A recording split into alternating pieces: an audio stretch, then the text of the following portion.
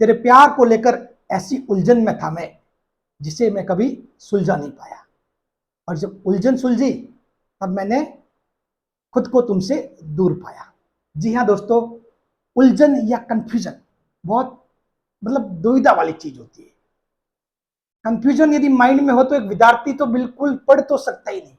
उसके माइंड में लगातार सवाल घूमते रहते हैं कि अरे क्या करूं, ये करूं, ये करूं, करूं या नहीं करूं।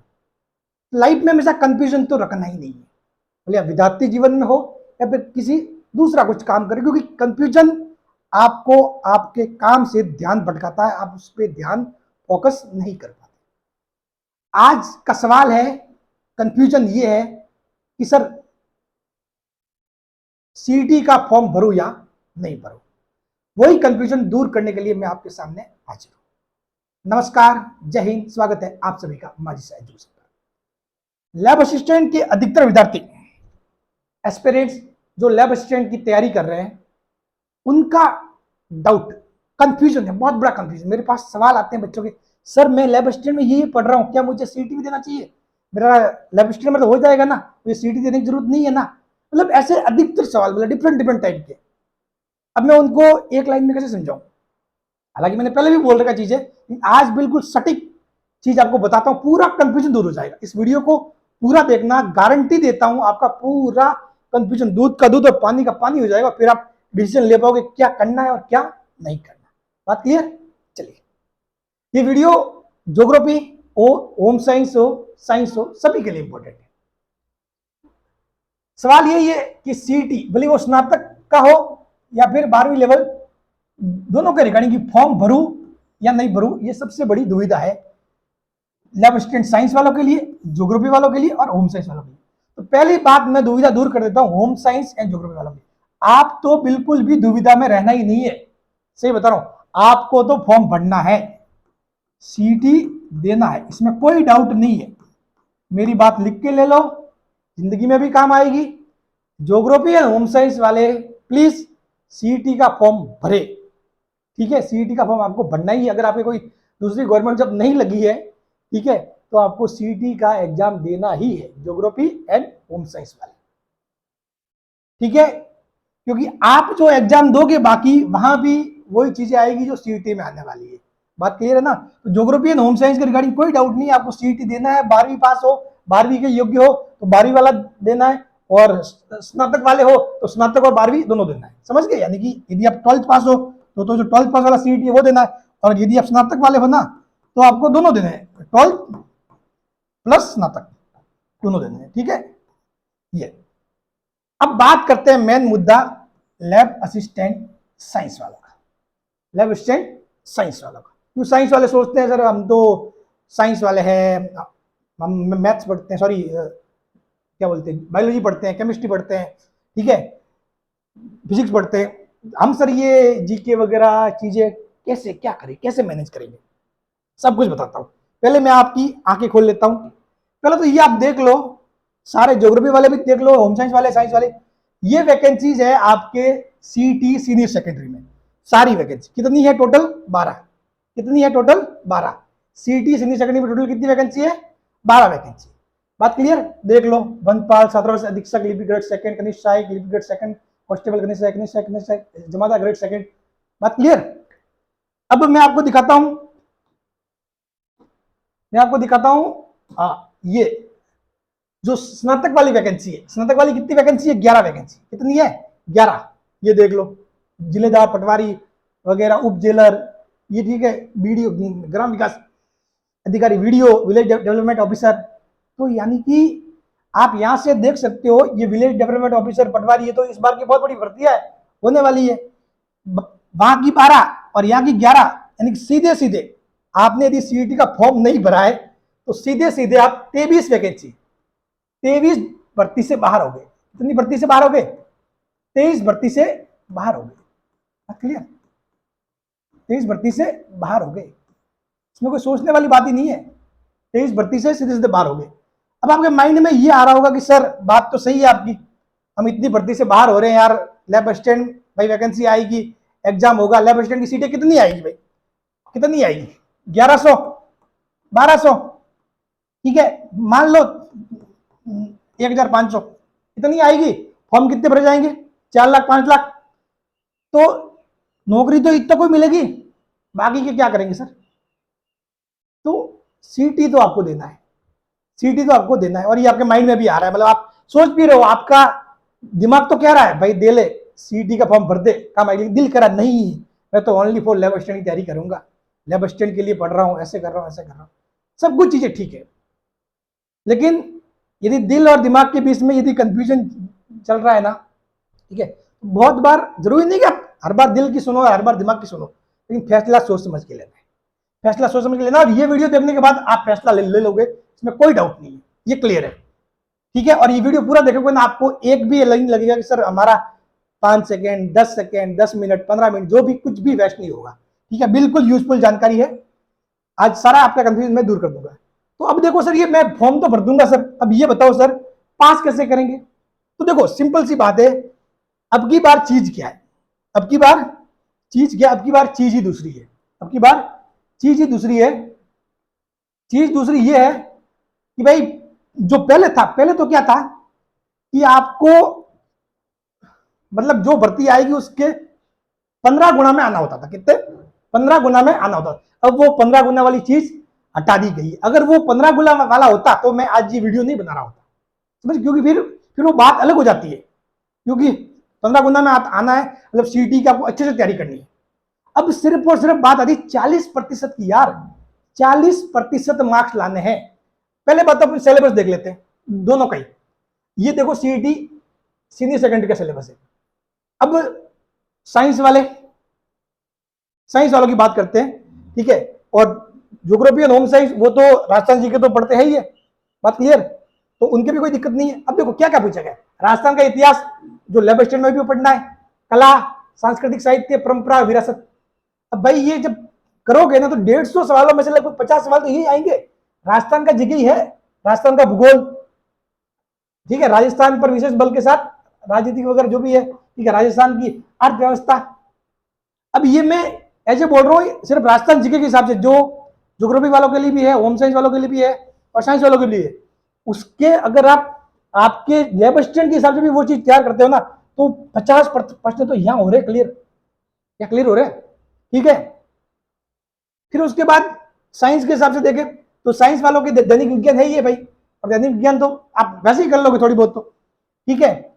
उसके अलावा साइंस वाले हो, तार्किक विवेचन है, मानसिक योग्यता के कुछ सवाल है, मेंटल एबिलिटी के, वो सिंपल आते हैं, वो आप सॉल्व कर लोगे। कुल मिला के सिलेबस कोई दूसरा नहीं है। मैं ये नहीं कहता कि आपको सीईटी के हिसाब से पढ़ना, नहीं पढ़ना, आपको सीईटी के हिसाब से नहीं पढ़ना है, आपको नहीं पढ़ना है, आपको सीईटी का सिलेबस देखना भी नहीं है, समझ गए। सीईटी के हिसाब से नहीं पढ़ना है, कुछ नहीं, आपको पढ़ना है। आपकी जो तैयारी लैब असिस्टेंट की कर रहे हो वो जारी रखो, तैयारी अपने हिसाब से जारी रखो, कुछ नहीं करना। तो जो लैब असिस्टेंट की तैयारी कर रहे हो वो करो। लैब असिस्टेंट में जैसे कि पेपर फर्स्ट है, या फिर जो ज्योग्राफी एंड होम साइंस के पार्ट फर्स्ट है जिसमें राजस्थान जी के आता है, और जो साइंस वालों के राजस्थान जी के और मतलब क्या बोलते हैं अपने इंडिया जी के वगैरह वो आता है, तो आप उसकी तैयारी करो। जब सीईटी का एग्जाम आए तो दे देना, आप पास हो जाओगे, 40% मार्क्स आपके आ जाएंगे, मैं गारंटी देता हूं, ठीक है। अब जैसे कि लास्ट में जब एग्जाम होने वाला, मान लो कुछ चीजें ये आपको कुछ देखना है, तो थोड़ा बहुत कुछ लास्ट के 5 दिन में, बाकी तैयारी छोड़ के सीईटी पे फोकस करो लास्ट के 5 दिन में। ये तो है 12वीं वाला सिलेबस। मैं आपको बताता हूं स्नातक वाला, स्नातक वाला देख लो, स्नातक वाले में देख लो, सारा का सारा भारत का इतिहास है, ये सारा का सारा आप लैब असिस्टेंट में भी पढ़ोगे। ये भारत का इतिहास, सांस्कृतिक परंपरा, ये भूगोल, राजस्थान विषय के साथ राज्य व्यवस्था, भारत की अर्थव्यवस्था, राजस्थान की अर्थव्यवस्था, ठीक है। और विज्ञान यानी साइंस के, तो आप साइंस वाले बच्चे हो ही, वैसे भी थोड़े बहुत कर लोगे। तो यहां तक तो चीजें यार आपको हो रही है, तो 40% तो आसानी से आ जाएंगे, 40% तो आसानी से आ जाएंगे। बात क्लियर है ना? तो प्लीज गलती मत करना, गलती मत करना, मौका है, चूकना मत। 12वीं वालों के लिए जो 12th है और स्नातक है, 12वीं वालों के लिए फॉर्म फिलिंग की लास्ट डेट है, यानी कल से फॉर्म स्टार्ट हो रहे हैं, 2 सितंबर से स्टार्ट हो रहे हैं और 1 अक्टूबर तक भरे जाएंगे। और स्नातक की लास्ट डेट है 7 सितंबर आने वाली है। आप तो क्या करना, जहां पर भी यदि खुद भरते हो तो खुद भर देना, और ई मित्र पर जाके दोनों फॉर्म एक साथ भर के आ जाना। बात क्लियर? आज 1 सितंबर है, मैं वीडियो बना रहा हूं, कल से फॉर्म स्टार्ट होंगे। आप ई मित्र पे जाके या जहां से भी आप फॉर्म भरवाते हो वहां पे जाके दोनों फॉर्म एक साथ भर के आ जाना, बस बात खत्म। टाइम भी वेस्ट नहीं होगा ज्यादा, ठीक है ना। आप मान लो कोई गांव में बैठा होता है, वहां ई मित्र से ढंग का नहीं होता, शहर में जाते हैं, तो एक दिन में जाके दोनों फॉर्म भर के आ जाओ ना, बात ही क्लियर, बात ही खत्म, ठीक है। ये चीज ध्यान रखना, ये आपको फॉर्म भरना है। और इसके स्नातक के कब एग्जाम, सितंबर एंड में, और 12वीं के अक्टूबर एंड में, मतलब अक्टूबर एंड तक तो ये मामला ही खत्म हो जाएगा, सीईटी वाली बात ही खत्म हो जाएगी।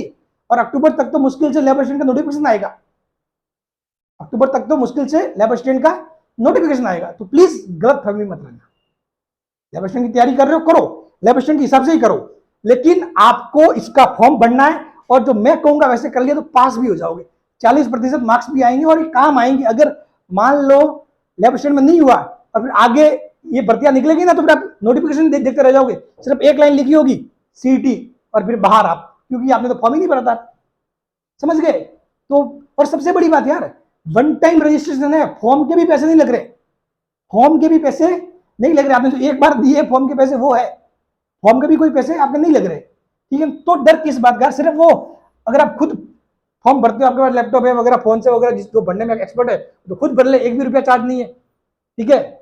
और तो कोई दूसरा है कि भाई शहर में जाके भरवाते हैं, वो ई मित्र वालों को चार्ज देना है बस थोड़ा सा, वो बात है। प्लीज फॉर्म भरने में पीछे नहीं रहना है, ठीक है। और अक्टूबर तक तो इन सबका मैटर ही समाप्त हो जाएगा, बात क्लियर। अब सर की पास कैसे होंगे ये बताओ, तो पास का भी मैंने बता दिया आपको, ठीक है ना। अब दूसरी बात, एक बात मैं आपको और बताता हूँ, मैं जिसके बारे में कोई बात नहीं की अभी तक, मैं करता हूँ बात। नेगेटिव मार्किंग नहीं है भाई साहब, नेगेटिव मार्किंग नहीं है। जो सवाल है, प्रश्नों की संख्या 150, प्रश्नों की संख्या 150, नेगेटिव मार्किंग नहीं है। अब आपको सही करने कितने, 40%, यानी कि 60 क्वेश्चन सही करने, कितने सही करने, 60 क्वेश्चन सही करने, सिर्फ और सिर्फ 60 क्वेश्चन। पीछे रहे 90 क्वेश्चन, 90 क्वेश्चन पीछे रहे। तो मैं एक बात बता रहा हूं भाई, 60 क्वेश्चन तो यार 60 में से, मतलब आप इजीली, मैं बता रहा हूं ना, लैब असिस्टेंट के हिसाब से पढ़ रहे हो तो अपने फॉर्म भराए ना, एग्जाम देने जाओगे तो इजीली आप 40 से 50 क्वेश्चन को सही कर लोगे, अगर सच में सही ढंग से तैयारी कर रहे हो 40 से 50 क्वेश्चन सही कर लोगे।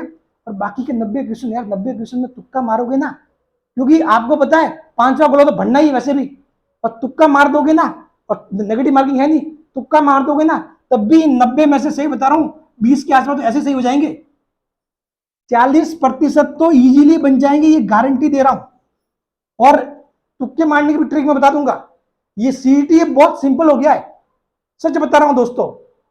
अगर बंदा, मतलब अब की बार सीईटी में बहुत ज्यादा पास होंगे, क्योंकि तुक्का मारने वाला एक वीडियो बनाऊंगा मैं, ठीक है। वो चीज जो समझ गया ना, ये समझ लो सीईटी में भीड़ लग जाएगी भाई। सिंपल सी बात है, आपके कितने ऑप्शन होते हैं, ऑप्शन 4 होते हैं, 4 होते हैं, ठीक है, 4 ऑप्शन होते हैं। तो 4 ऑप्शन होते हैं, तो 4 में से एक चूज करना है, मतलब ठीक है, एक चूज करना है, आपको कोई पता नहीं तो भी उसकी संभावना होती है, 25% संभावना यह है कि आपका वो सवाल सही हो, ठीक है। आपने यदि 40 तुक्के मारे हैं और अगर सही हिसाब से मारे तो पूरी संभावना है मिनिमम, मतलब मैं कह रहा हूं कि आपके 10 सवाल तो सही हो। तो भाई साहब 90 में कितने तुक्के, 80 तुक्के मारोगे तो 20 सवाल वो सही हो जाएंगे। तो भाई पीछे तो 40 सवाल ही तो सही करने हैं, तो वो तो आप राजस्थान जी के पढ़ रहे हो, वहां से हो जाएंगे। तो बात क्लियर। तो अब प्लीज चूकना मत, अब मेरे ख्याल से आपको कंफ्यूजन नहीं होना चाहिए।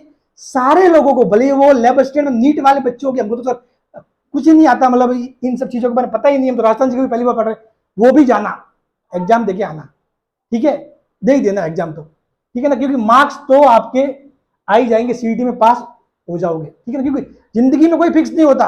अब तैयारी किसी और की कर रहे होते हो, सिलेक्शन कहीं और हो जाता है, कुछ ही पता नहीं होता चीजों का, ठीक है। ये मतलब किस्मत का खेल होता है, किस्मत बहुत बार मेहरबान भी होती है कि कुछ का कुछ हो जाता है। मेरे एक लाइव एग्जाम्पल मैं बता रहा हूँ, मेरी जान पहचान में एक है, ठीक है, उन्होंने 2020 के आसपास एक फॉरेस्ट गार्ड की वैकेंसी आई थी, ठीक है, जिसका प्रोसेस अभी भी चल रहा है, अभी भी, मतलब पहले कुछ 6 महीने पहले, 7 महीने पहले कुछ बच्चों को ज्वाइनिंग दे दी, उनमें उनको ज्वाइनिंग मिल गई, ठीक है, और बाकी का भी प्रोसेस चल रहा है, कुछ उनके मैटर है, ठीक है। तो उन्होंने उस टाइम फॉर्म भरा था, ऐसे ही फॉर्म भरा, जबकि वो तैयारी किसकी कर रहे थे, वो फर्स्ट ग्रेड वगैरह की उसकी तैयारी कर रहे थे। अब उनका नहीं हुआ भाई, ना फर्स्ट ग्रेड में हुआ, ना सेकंड ग्रेड में, कहीं नहीं हुआ। और लास्ट में जाके फिर वो थका हार ही गए थे, मतलब ठीक है अब तो कि छोड़ के मतलब गांव जा रहे थे बाहर, मतलब नहीं जाते बेंगलोर मुंबई वगैरह बाहर जाने का था। उससे उससे पहले ही मतलब जा रहे हैं ठीक है, उससे 2-3 दिन पहले शायद एग्जाम था।